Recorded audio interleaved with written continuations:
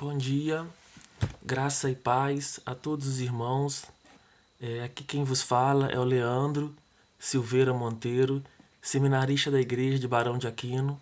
Quero saudar a minha igreja batista, a igreja a qual sou membro, a qual eu pertenço, né? E estamos vivendo, né, um momento de pandemia no mundo, no Brasil, né? Onde as pessoas estão sendo orientadas a ficar em casa. E hoje, né, domingo de Páscoa, seria um dia que o povo de Deus, né, estaria se reunindo na igreja para cultuar a Deus, para celebrar, né, a Páscoa, um dia tão importante para os cristãos, né, onde o nosso Senhor Jesus Cristo, né, ele ressuscitou dos mortos, né, nos trazendo salvação. Então, né, como nós não podemos estar na igreja cultuando a Deus, Deus colocou no meu coração no desejo de criar esse canal no YouTube, de estar fazendo essa mensagem, né, para enviar, né, aos membros da minha igreja. E eu queria saudar todos os irmãos, né? Desejar uma feliz Páscoa, desejar um domingo abençoado, né? Não só aos meus irmãos em Cristo da igreja, a qual sou membro, né? Mas você, né? Que não é de nenhuma igreja evangélica, você que é católico, você que não pertence a nenhuma igreja, você que vai ouvir, né, esse vídeo, né, pelo YouTube depois, né, que Cristo, né, possa estar abençoando a sua vida, que Cristo possa estar abençoando a sua família, né, que você possa ter um domingo de Páscoa, né, abençoado. E eu queria convidar, né, o amigo, a amiga, né, para que abrisse a sua Bíblia no Evangelho de Mateus 26, que fala da última Páscoa que Jesus, né, ele passou, né, com seus discípulos. E o texto de Mateus 26, do versículo 17 ao versículo 19, e depois do versículo 26 ao 28, o texto ele nos diz o seguinte: No primeiro dia da festa dos pães asmos, vieram os discípulos a Jesus e lhe perguntaram: Onde queres que te faça para comerdes a Páscoa? E ele lhe respondeu: Ide à cidade ter com certo homem e dizer-lhe: O mestre manda dizer: O meu tempo está próximo. Em tua casa celebrarei a Páscoa com os meus discípulos. E eles fizeram como Jesus lhe ordenara e prepararam a Páscoa. E quando comiam, tomou Jesus o pão e, abençoando, o partiu e deu aos discípulos, dizendo: Tomai e comei, isso é o meu corpo. Em seguida, tomou um cálice e, tendo dado graças, deu aos discípulos, dizendo: Bebei dele todos, porque isso é o meu sangue, o sangue da nova aliança derramado em favor de muitos, para a remissão de pecados, né? Então que Deus assim, né, nos abençoe aplicando a sua palavra, né, aos nossos corações nessa manhã, né, de domingo. E eu queria pensar com os meus amigos e irmãos nessa manhã sobre um tema: Jesus, o verdadeiro sentido da Páscoa. Jesus é o verdadeiro sentido da Páscoa. Então a gente precisa entender o que é a Páscoa, o que significa a Páscoa. A palavra portuguesa Páscoa é usada para designar a festa dos judeus, que no hebraico é chamado de Passache, que significa saltar por cima, passar sobre. Esse nome segue em fase da tradição de que o anjo da morte ou anjo destruidor passou por cima das casas,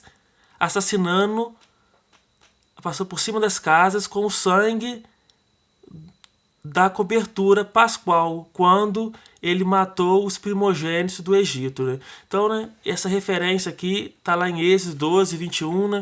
Quando o povo de Israel, né, ele estava lá no Egito, ele estava cativo lá no Egito, né, preso, 430 anos, né? Então Deus, né, mandou ali, né, as 10 pragas para que Faraó, né, libertasse o povo dele do Egito. E quando chegou a última a praga, que foi a pior praga que Deus mandou, né, a praga da morte dos primogênitos, né, onde todos os primogênitos do Egito, né, eles seriam mortos. Então Deus, né, mandou que Moisés falasse ao povo de Israel, né, que eles se reunissem em família e que eles escolhessem um cabrito, ou um cordeiro, né, sem mancha, sem mácula, e eles cozinhassem esse cabrito, essa ovelha, e eles tirassem o sangue dele e colocassem o sangue sobre as portas da casa dos israelitas. E quando o anjo da morte viesse, então, o anjo da morte veria, né, esse sangue, e ali onde estivesse marcado com o sangue, o anjo não entraria, o anjo não mataria ninguém. E assim então, né, Moisés, né, ele ordenou o povo de Israel que fizesse, né, e o povo então, ele fez, né, e imolou, né, aquele cordeiro sem mácula, sem mancha, e pegou o sangue dele e colocou nas portas. E de noite, então, o anjo da morte, o anjo destruidor veio, né, e ele entrou em todas as casas dos egípcios. E ele matou todos os filhos primogênitos dos egípcios. O que é filho primogênito? É primeiro filho. Mas nas casas de Israel não havia morte, não havia dor, não havia choro, porque o anjo, né, ele passou por cima daquelas casas, né, e depois então dessa última praga, Faraó então, né, ele liberta o povo de Israel da escravidão. Eles libertam o povo de Israel do cativeiro. O povo de Israel então sai, né, com alegria do Egito. Então, quando eles saem, né, eles celebram a Páscoa do Senhor. Então, nós percebemos aqui que Páscoa não tem nada a ver, né, com coelho, não tem nada a ver, né, com chocolate, não tem nada a ver com isso, né? O símbolo da Páscoa é um cordeiro. O símbolo da Páscoa não é um coelho, é um cordeiro. E esse cordeiro, né, que era imolado na Páscoa judaica, esse sangue que foi aspergido sobre a porta, né, apontava para Cristo Jesus, o Cordeiro de Deus que tira o pecado do mundo, né? Tanto é que quando nós lemos o Novo Testamento, quando nós vemos, né, João Batista falar de Jesus, né? Porque João Batista foi aquele profeta, né, que ele foi levantado para preparar o caminho de Jesus, né? E quando João Batista estava para batizar Jesus, ele estava junto com seus discípulos, ele viu Jesus vindo, né? O que ele disse? Eis o Cordeiro de Deus que tira o pecado do mundo. Então Jesus, né, ele é apresentado como um cordeiro pascual, um cordeiro sem mancha, um cordeiro sem pecado, um cordeiro que foi enviado por Deus para tirar os nossos pecados. E ali voltando, né, a esse episódio de Israel no Egito, Israel, né, era uma nação muito poderosa, era o maior império daquele tempo, era uma nação muito forte, seria como se fosse, né, os Estados Unidos daquela época. E o Egito, ele possuía muitos deuses. Ele tinha muitos deuses que ele adorava. E um desses deuses se chamava Ísis, que era uma das principais divindades e que os egípcios acreditavam ser a protetora das crianças. Então, né, Deus ali, quando Deus mandou a última praga e Deus matou todos os primogênitos do Egito, todos os primeiros filhos do Egito, o Deus de Israel estava subjugando, né, o Egito. Deus estava mostrando que aqueles deuses que as pessoas confiavam de pedra não eram nada, não tinham poder nenhum, não podia salvar ninguém. Então Deus estava mostrando o seu poder para aquela nação. Deus estava subjugando eles por causa dos pecados. Quando o povo de Israel entrou na terra de Canaã, a festa veio a ser unida à festa agrícola dos pães asmos.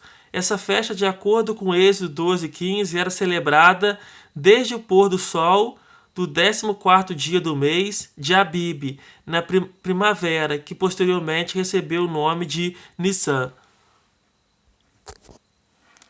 Então, né, aqui nós vemos que Deus, né, ele estipulou, né, a Páscoa para que os judeus celebrassem como um estatuto perpétuo, que eles celebrassem a Páscoa lembrando, né, daquilo que Deus havia feito por eles no Egito, como que Deus, né, tinha libertado eles do Egito, né? E aqui eu escolhi para mostrar para os irmãos alguns nomes associados à Páscoa judaica. A Páscoa que os hebreus faziam, né? Alguns nomes em hebraico, né? Não sei se eu vou conseguir, né, fazer o pronunciamento direito da palavra, mas o primeiro nome aqui é Pesach, que foi aquilo que nós falamos na introdução da mensagem: passar sobre ou saltar por cima.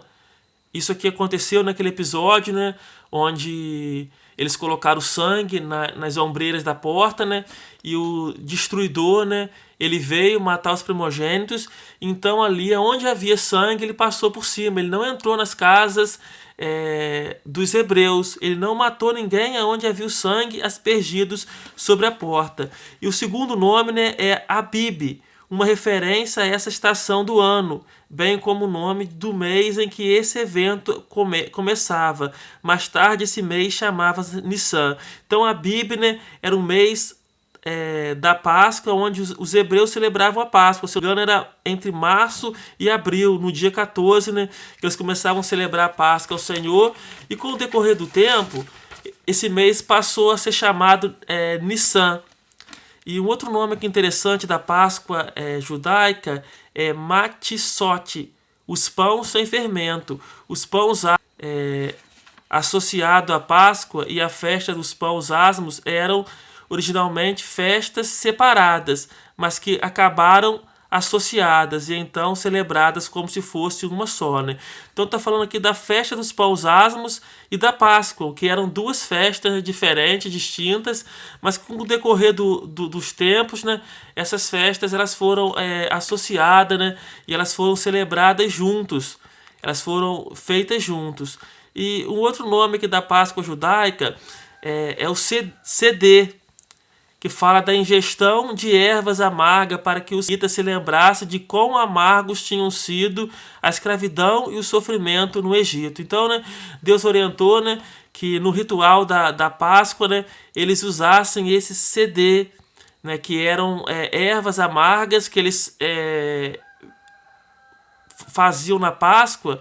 E por ser amargo, né, provavelmente não tinha, né, um gosto, né, muito legal, um gosto muito bom, né, mas era legal que eles fizessem isso, né, para eles lembrassem da amargura, da escravidão, do tempo de opressão de 430 anos, né, que eles viviam, né, como escravos no Egito. E voltando, né, ao texto de Mateus 26, onde nós acabamos de ler, nós percebemos que esse texto aqui é um texto no final do livro de Mateus. É um texto que está no finalzinho da vida de Jesus. Essa aqui foi a última Páscoa que Jesus, né, ele celebrou com seus discípulos, né, antes dele ir para o Calvário, antes dele morrer na cruz pelos nossos pecados, né? E o texto de Mateus que acabamos de ler nos dá algumas informações de como a Páscoa era celebrada nos dias de Jesus. Se nós voltarmos aqui no texto de Mateus, nós veremos que no primeiro dia da festa dos pães asmos, vieram os discípulos a Jesus e lhe perguntaram: onde queres que façamos os preparativos da Páscoa? Então os discípulos aqui, eles perguntam a Jesus onde quer que eles fizessem o preparativo da Páscoa. Então a gente vê aqui, né, que era o costume, era a cultura deles celebrar a Páscoa. Então, né, a Páscoa, a primeira lição que nós aprendemos aqui é que não se celebra a Páscoa sozinha. Páscoa é um motivo de festa, um motivo de alegria, um motivo de comunhão. E quando nós voltamos ao texto de Êxodo 12, nós vemos que se uma família fosse pequena para comer o cordeiro, ela tinha que se juntar com outra família. Então Páscoa é momento de comunhão. Os cordeiros a serem assados na Páscoa eram mortos no dia 14 do mês de Nissan. Nessa noite era feita a refeição da Páscoa. A festa dos pães asmos acontecia imediatamente depois da Páscoa. O período como um todo é chamado tanto de Páscoa como festa dos pães asmos. Portanto, o primeiro dia referente é 14 de Nissan. Então, né, no dia 14 de Nissan, né, os judeus, né, eles começavam então, né, a celebrar a Páscoa do Senhor, a agradecer, né, ao Senhor, né, pelo livramento, né, que Deus, né, havia dado a ele. E os discípulos então eles chegam para Jesus e no versículo 26, eles fazem uma pergunta para Jesus: onde queres que façamos os preparativos da Páscoa? Em seguida, Jesus vai dar a orientação para os seus discípulos. Jesus ele vai falar para os seus discípulos, nesse mesmo versículo 26, no capítulo 26, versículo 17, olha só o que Jesus diz: e no primeiro dia da festa dos pães asmos, vieram os discípulos a Jesus e lhe perguntaram: onde queres que façamos o preparativo para a Páscoa? Ele lhe respondeu: ide à cidade ter com certo homem e dizer-lhe: o mestre manda dizer, o meu tempo está próximo, em tua casa celebraremos a Páscoa com os meus discípulos. Então, né, isso aqui é muito interessante, esse versículo, porque isso aqui nos ensina, nos mostra, né, a soberania de Deus. Mostra o conhecimento de Deus. Os textos paralelos a Mateus, em Marcos 14, 12 e Lucas 27, faz essa referência à Páscoa. E lá o texto é um pouco mais rico, porque quando Jesus fala para os seus discípulos: olha, vocês saiam fora da cidade e vocês vão encontrar um homem. E esse homem, então, ele vai estar levando um cântaro de água, uma vasilha de água, e vocês seguem esse homem. E na casa onde esse homem entrar, vocês vão entrar atrás. Vocês vão falar para o dono da casa: onde é o aposento, onde eu estarei celebrando a Páscoa. Então a gente percebe que esse homem não era um homem comum, era um homem que vinha carregando, né, um cântaro de água. E então nós entendemos aqui que Deus ele está no controle de todas as coisas. Nesse momento aqui é o último momento da vida de Jesus. É a última Páscoa onde ele estaria passando com seus discípulos, onde a perseguição já estava aumentando, onde ele já não podia sair, né, na rua livremente, onde os seus discípulos, né, estavam já com medo. Mas nós percebemos aqui que Deus está no controle da história. Vivemos hoje, né, dias difíceis, dias de pavor, dias onde somos orientados a não sair de casa, dias onde somos orientados a ficar em casa, dias onde pessoas estão morrendo. Na Itália, mais de 15 mil pessoas já morreram, na Espanha, nos Estados Unidos, né? E a expectativa é que milhares e milhares de pessoas morram com essa doença. E nós nos perguntamos: por que isso? Por que isso? Por que isso acontece? Mas eu queria, irmãos, confortar o seu coração com esse texto. Deus está no controle. Deus está dirigindo a minha vida. Deus está dirigindo a sua vida. E às vezes situações acontecem para o nosso crescimento espiritual. Às vezes nós não entendemos o propósito de Deus, mas tudo está nas mãos dele. E talvez essa epidemia, não é, essa praga que está assolando o mundo, né, seja para abrir os olhos do povo cristão, para que nós lembramos mais de Deus, para que nós oramos mais, para que nós buscamos mais a Jesus, para que os verdadeiros cristãos, né, eles possam aparecer nesse tempo. Né, porque onde estão agora, né, as pessoas que pregam cura, as pessoas que arrogam ter o poder de cura? Cadê os falsos profetas com lenço ungido, com óleo ungido? Por que eles não estão indo nesses hospitais curarem as pessoas, impor as mãos, orarem por essas pessoas? Eles não arrogam o poder de cura? Eu não quero dizer com isso que eu não creio, né, que Jesus não cura hoje. Eu creio que Jesus, né, hoje ele tem o poder de curar. Mas onde estão esses profetas agora? Onde estão essas pessoas, né, que invocam a cura, que dizem que tem o poder de cura? Então, né, Jesus às vezes permite que essas coisas aconteçam, né, para que as pessoas vejam qual é a igreja verdadeira, quem que são realmente, né, os profetas de Deus.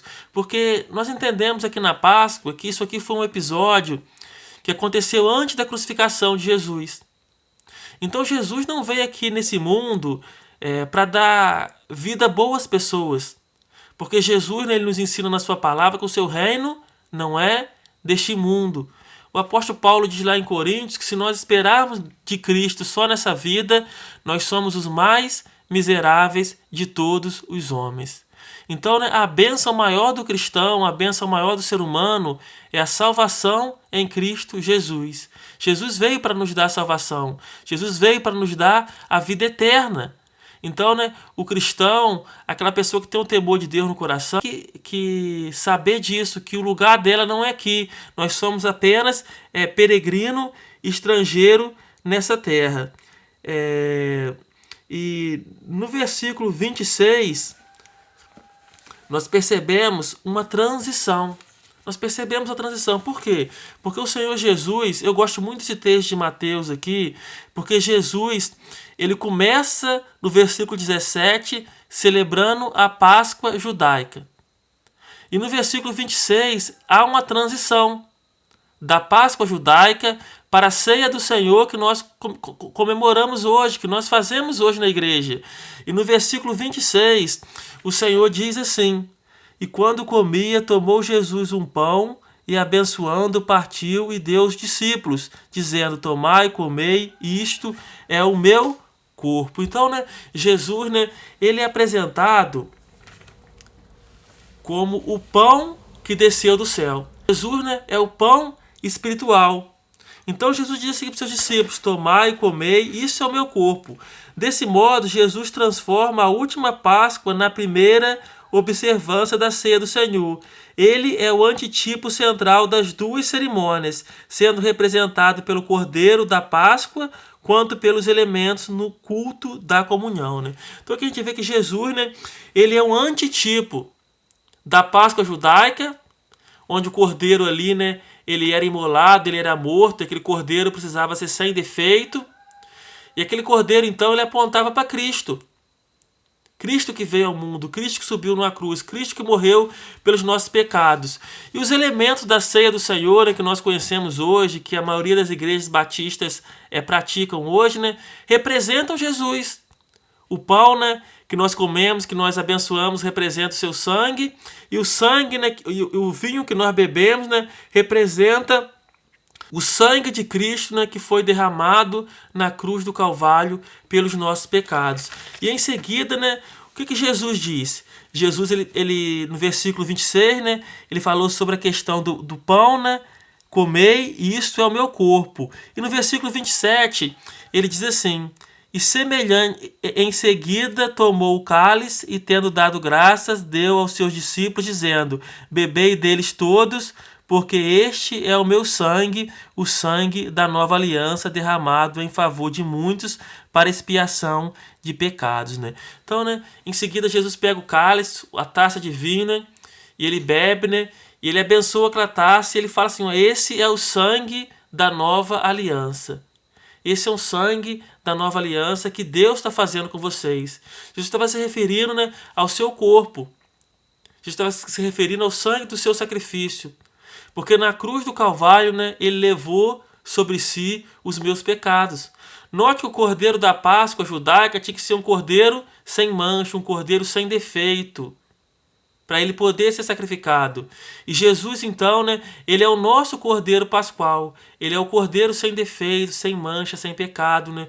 A Bíblia fala que ele nunca pecou, mas ele se fez pecado por nós. Ele se fez pecado por nós, né? Então ele veio ao mundo, ele subiu numa cruz, ele morreu numa cruz, ele verteu seus sangues pelo meu e pelo seu pecado. Ali na cruz, o Senhor Jesus, né, ele levou os nossos pecados sobre si. Ele levou as nossas iniquidades sobre si ali na cruz, né?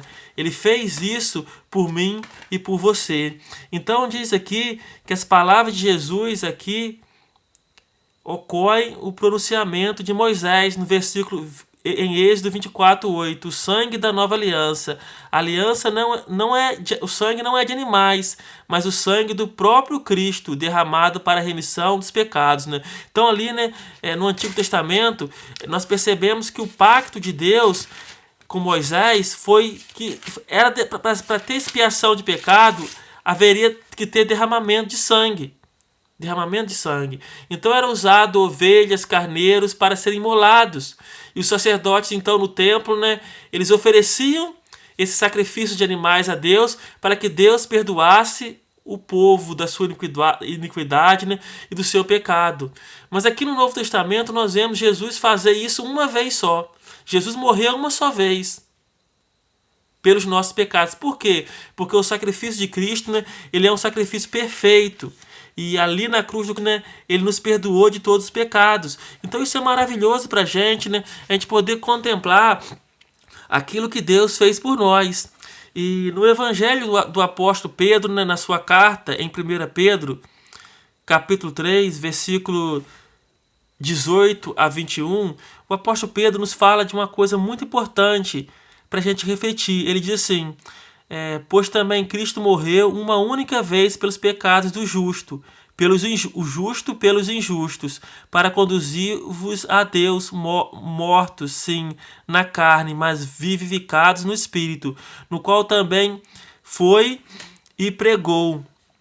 Então aqui, né, nós percebemos que pois também em Cristo morreu uma única vez pelos pecados, o justo pelos injustos, para conduzir-vos a Deus, mortos sim, na carne, mas vivificados em espírito. Esse texto aqui, né, é o de 1 Pedro 3,18, mas o que eu quero mostrar para vocês não é esse. É 1 Pedro 1, do versículo 18 a 21, onde o apóstolo Pedro, né, ele nos diz o seguinte: sabendo que não foi mediante coisas corruptíveis como prata ou ouro que foste resgatado do vosso fútil procedimento, que vossos pais vos legaram, mas pelo precioso sangue de Cristo, como de um cordeiro, sem defeito e sem mácula, o sangue de Cristo, conhecido com efeito antes da fundação do mundo, porém manifesto no fim dos tempos por amor de vós, que por meio dele tendes fé em Deus, o qual o ressuscitou dentre os mortos e lhe deu glória, de sorte que a vossa fé e esperança estivesse em Deus, né? Então o apóstolo Pedro aqui, né, ele escrevendo, né, aos seus irmãos, aos seus queridos amigos na fé, ele nos fala uma verdade, que não foste com coisas corruptíveis como a prata e o ouro que nós somos resgatados da vossa vã maneira de ser. Então, né, Deus, né, ele não nos comprou com ouro, com prata, com coisas perecíveis, com coisas que perecem, com coisas que acabam. Mas Deus, né, ele nos comprou, né, com o precioso sangue de Cristo. Né? Deus, ele tinha um único filho. E ele amou tanto a humanidade que ele enviou esse único filho ao mundo para que morresse na cruz pelos meus e pelos seus pecados, né? Então, né, Jesus ele veio, né, ele morreu na cruz pelos nossos pecados, pelos meus pecados, para que eu e você hoje, né, pudéssemos ter vida e vida abundante. Então nós percebemos aqui nesse texto, né, que é uma transição. Jesus ele começa celebrando a Páscoa judaica e ele termina celebrando a ceia do Senhor. Ele termina dizendo para os seus discípulos: este é o meu corpo que foi entregue por vós, e esse é o meu sangue que foi derramado por vós, o sangue da nova aliança. E Jesus fala assim: ó, fazer isso em memória de mim. Então nós entendemos que a ceia hoje ela é o memorial. Quando nós, né, nos reunimos, né, para celebrar a ceia do Senhor, nós entendemos que aquele pão que está ali, né, sendo partido, que o vinho, né, que está sendo bebido, ele não tem nenhum poder místico, não tem nenhum poder de curar. Mas o pão ali, né, é um símbolo do corpo de Cristo, e o vinho, né, é um símbolo do sangue de Cristo que foi vertido na cruz do Calvário, que foi derramado na cruz do Calvário pelos nossos pecados. É um memorial que nós fazemos, né, em memória daquilo que Jesus fez por nós na cruz do Calvário. Como o povo judaico, né, eles celebravam a Páscoa e eles relembravam do livramento que Deus havia dado a eles quando eles saíram do Egito. Eles lembravam da escravidão do Egito.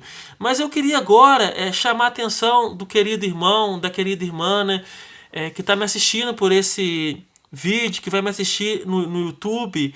E eu queria pensar com os irmãos sobre algumas aplicações que a Páscoa tem para nós hoje, que a Páscoa traz para a gente hoje. Porque você pode estar se perguntando assim: Leandro, eu não sou judeu, eu não faço parte da cultura judaica, o que isso tem a ver comigo?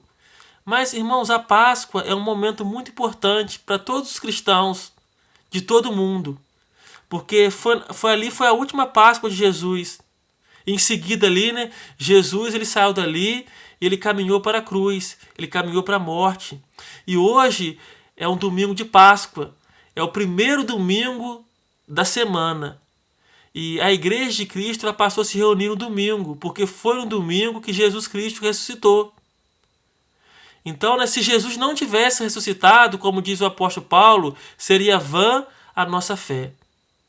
O apóstolo Paulo diz que aprove Deus salvar a humanidade pela loucura da pregação. Pessoas não entendem a crucificação de Cristo. Muitas pessoas não entendem o propósito que Cristo, por que Cristo morreu.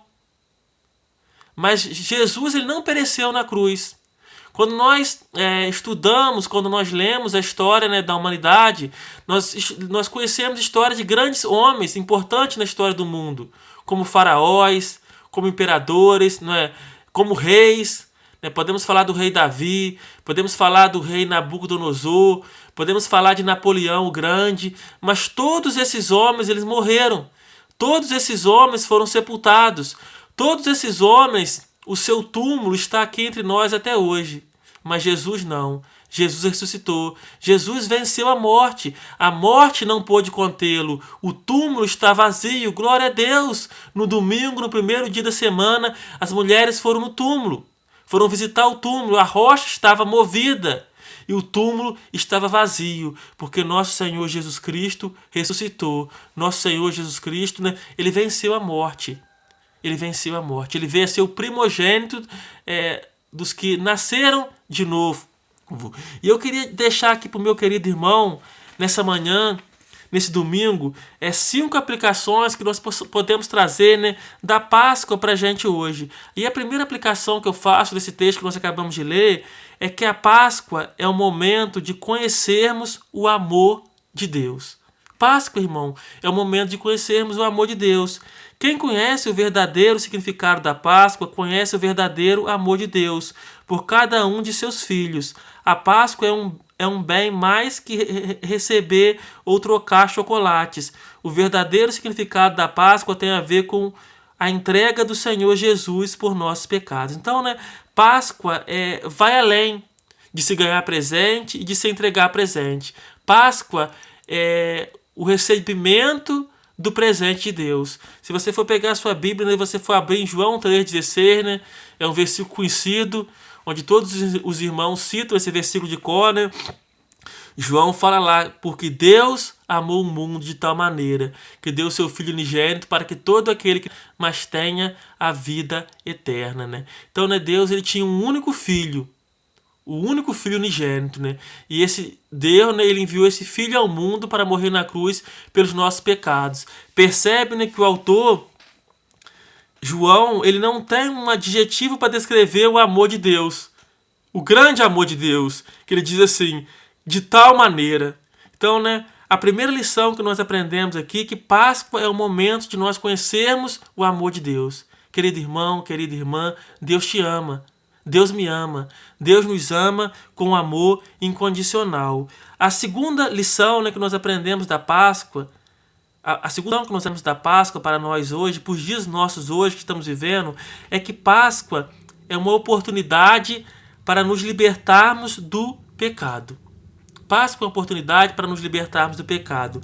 Não há momento mais propício para refletir, se arrepender e se libertar dos pecados. Afinal, Jesus se entregou numa cruz para os nossos pecados expiados. Por isso, reflita sobre seus erros, se arrependa por tê-los cometido e peça a Deus que lhe perdoe. Irmãos, lá em Romanos 3:23, o apóstolo Paulo lhe diz que todos pecaram e destituídos estão da glória de Deus. Todos pecaram e destituídos estão da glória de Deus. Não há um justo, não há um justo sequer. Todos nós somos pecadores. Todos nós somos pecadores, não é? Então nós precisamos entender, né, a nossa condição diante de Deus. O apóstolo Paulo também ele nos ensina, ele nos fala, né, que Cristo veio salvar os pecadores, do qual ele é o principal. Se Paulo coloca como principal pecador, imagine eu e você. Imagine eu e você. O profeta Isaías, no seu livro, no Antigo Testamento, ele fala que os nossos atos de justiça são como trapos de imundícia diante de Deus. Isaías, o profeta, ele diz isso. que os nossos atos de justiça são como trapos de imundícia diante de Deus. Então, quando a gente acha que está fazendo uma coisa legal, uma coisa boa, uma coisa nobre, isso diante de Deus é como um trapo de imundícia. E na cultura, né, judaica, né, quando se fala de trapo de imundícia, né, era aquele pano que as mulheres usavam para conter a sua menstruação. Então nós percebemos nisso aqui que ninguém vai ao céu porque é bom, porque é justo. Porque todos pecaram, todos somos pecadores, todos nós somos dignos do inferno. Mas Jesus veio, Jesus morreu na cruz para nos dar salvação. Então a segunda aplicação que nós fizemos aqui é essa: liberte o seu pecado. Lembre-se que você é um pecador. Que essa Páscoa possa mostrar, né, que todos nós somos pecadores, que todos nós, né, carecemos da misericórdia e do perdão de nosso Senhor e Salvador Jesus Cristo. A outra lição que nós aprendemos da Páscoa é que a Páscoa é um momento de nos reconciliarmos com Deus. É um momento de nos reconciliarmos com Deus. E eu queria... Deus fez o sacrifício de doar o seu Filho único para que cada um de nós pudéssemos ser perdoados.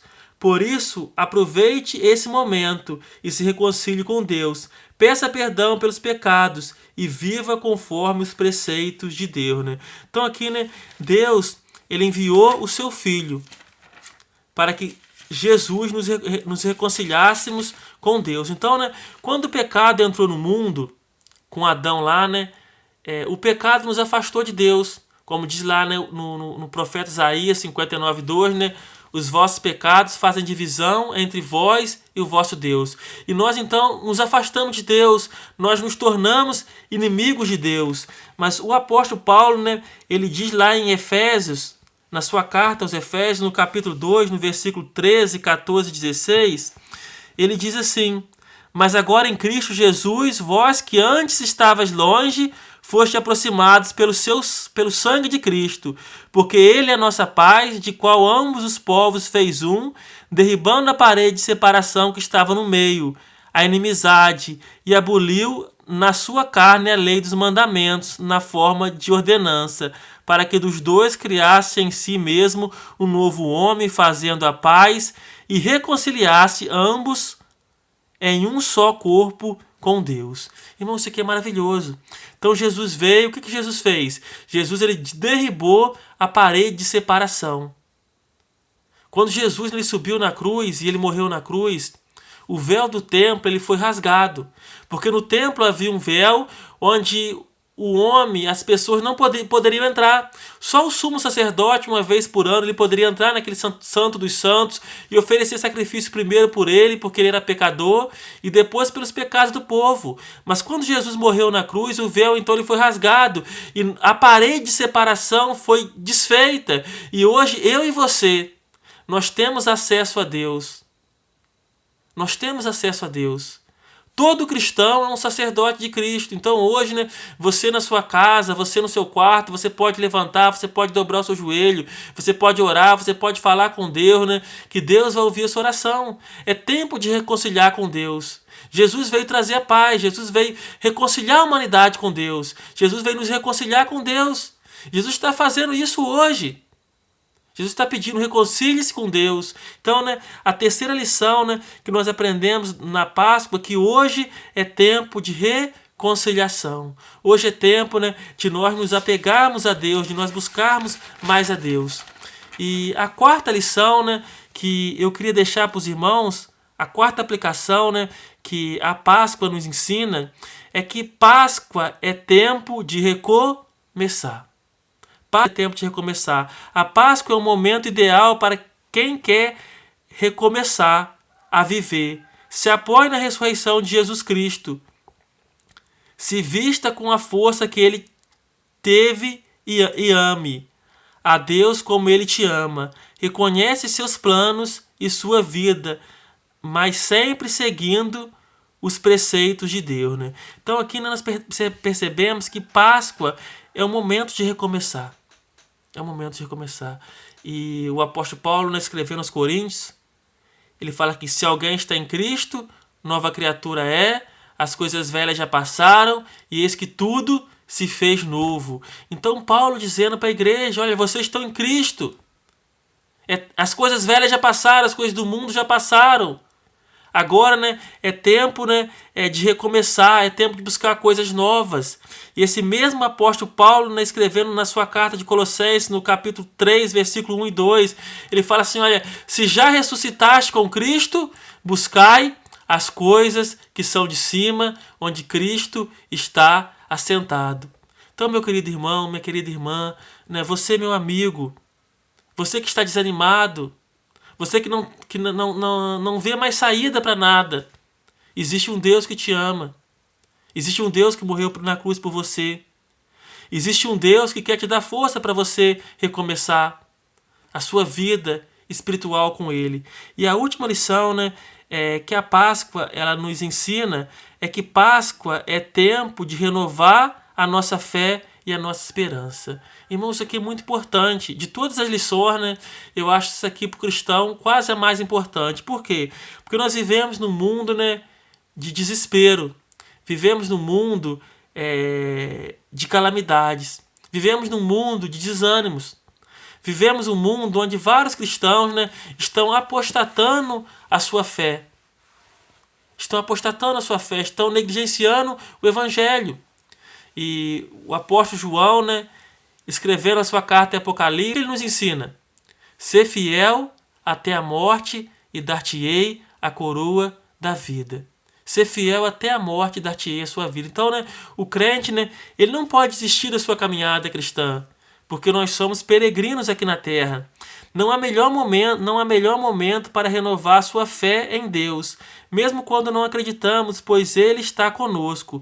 Por isso, acredite no seu amor incondicional, infinito, que nos enviou o seu Filho amado para que pudéssemos conhecer um pouco desse amor e nos libertar das amarras do mal.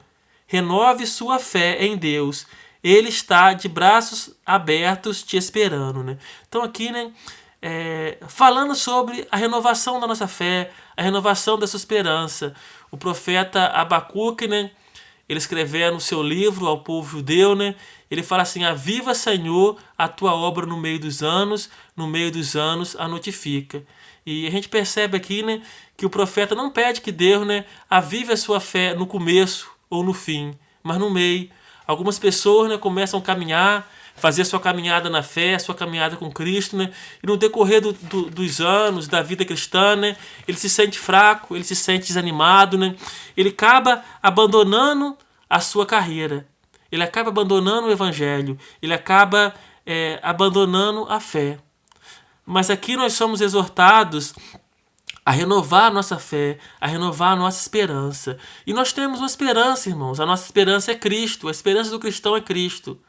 O apóstolo Pedro, né, escrevendo na sua carta de 1 Pedro 13,15, ele nos ensina o seguinte: antes santificai a Cristo como Senhor em vossos corações, estáis sempre preparados para responder com mansidão e temor àquele que vos pedir a esperança que há em vós. Irmãos, a nossa esperança ela é viva.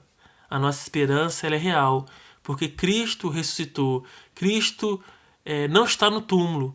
Ele ressuscitou, trazendo salvação a todo aquele que crê, né? E esse Jesus, né, que ressuscitou, que foi visto pelas mulheres, que foi visto pelos apóstolos, que foi visto por centenas de pessoas depois, né, da sua ressurreição, por mais de 500, como diz o apóstolo Paulo, né? Ele, em Atos 8, esse Jesus, ele ascendeu ao céu. E os discípulos viram Jesus subir ao céu e se esconder numa nuvem. E logo após a sua ascensão, um varão de branco, um anjo, veio, né? E os discípulos estavam ali perplexos, olhando aquela cena. E aquele anjo, então, ele disse para eles: olha, esse Jesus que vós viste subir, ele vem outra vez. Então hoje, meu querido irmão, minha querida irmã, nós aguardamos a segunda vinda de Cristo, onde Jesus virá buscar a sua igreja, onde Jesus virá buscar aqueles que Ele ama. Né? Os sinais da sua vinda estão aí. Estamos às portas da segunda vinda de Jesus. Então pense, né, nessa palavra, pense nessa reflexão. Busque a Deus, reconcilie com Deus, entregue sua vida ao Senhor Jesus. Entregue sua vida ao Senhor Jesus. Jesus te ama, Jesus morreu para te salvar. E eu encerro assim, né, essa reflexão Espero que Deus, né, Ele possa abençoar a sua vida, possa abençoar a sua família nesse domingo de Páscoa. Que nós possamos celebrar a Páscoa, que nós possamos lembrar, né, daquilo que nosso Senhor Jesus Cristo fez por nós. Vamos orar então, encerrando. Senhor Jesus, gratos somos, Senhor, por esse dia. Gratos somos, Senhor, por esse domingo de Páscoa, né, onde comemoramos a sua ressurreição. Senhor Jesus, obrigado pelo seu presente. Obrigado, Senhor, pela vinda de Jesus Cristo à terra. Obrigado, Senhor, pelo sacrifício de Jesus. Jesus subiu naquela cruz, Jesus morreu por mim, Jesus morreu pelos nossos pecados. Jesus veio nos trazer salvação. E Ele ressuscitou. E Ele assentou à destra de Deus. Pai, perdoa os nossos pecados, perdoe, Senhor, as nossas falhas, Senhor. Agora te peço, Senhor, pela minha igreja, pelas pessoas que vão assistir essa mensagem pelo YouTube, que o Senhor possa estar abençoando em nome do Senhor Jesus. É a oração que te fazemos, em nome de Jesus. Amém e amém. Que Deus possa abençoar a todos.